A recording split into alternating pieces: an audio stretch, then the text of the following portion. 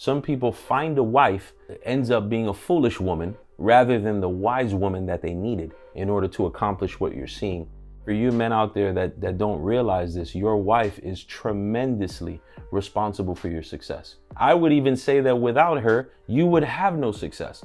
The Bible says that your wife is a reflection of you. So if you're successful and your wife is not successful, we have a problem here. Let me just share 3 points with you that your wife should have.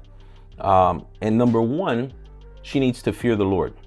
The Bible is pretty specific in letting us know that you're not going to be able to acquire wisdom without having the fear of the Lord. Now, you could have worldly wisdom, but to have biblical wisdom is going to require the fear of the Lord. If you look at Proverbs chapter 1, verse 7, this was the first Bible verse that I learned when I came to church. The fear of the Lord is the beginning of knowledge, but fools, like I was, despise wisdom and instruction. So whenever you see someone that despises wisdom and despises instruction, they're a fool.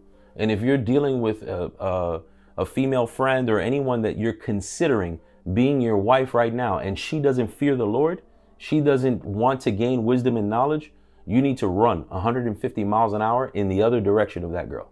Number 2, she's teachable. The Bible says in Proverbs chapter 8, verse 33, hear instruction and be wise and refuse it not. Here we go again. We're back to this wisdom component.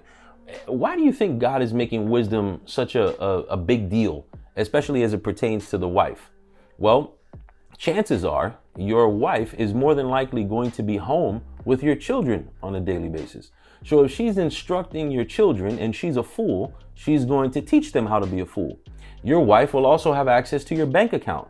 She'll have access to your emails. She'll have access to your credit cards. She will have access to your insurance policies, power of attorney, as well as a number of other things that are responsible for either the success or the demise of your home. So what do you think you need in order to lead those things? Wisdom. Number 3 is that she controls her mouth. The truth is that women are known to gossip a lot, right? They're known to spend an inordinate amount of time talking.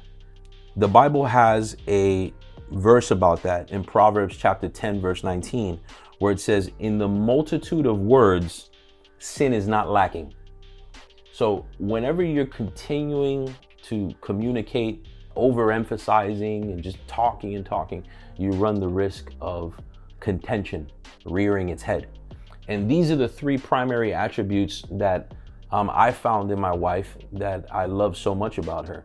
She speaks when she needs to speak.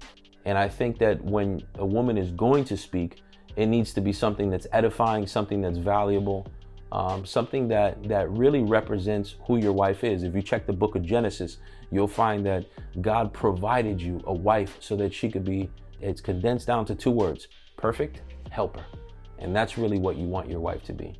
If you are not able to view your future wife in the context of a perfect helper, that's not going to be the way to go.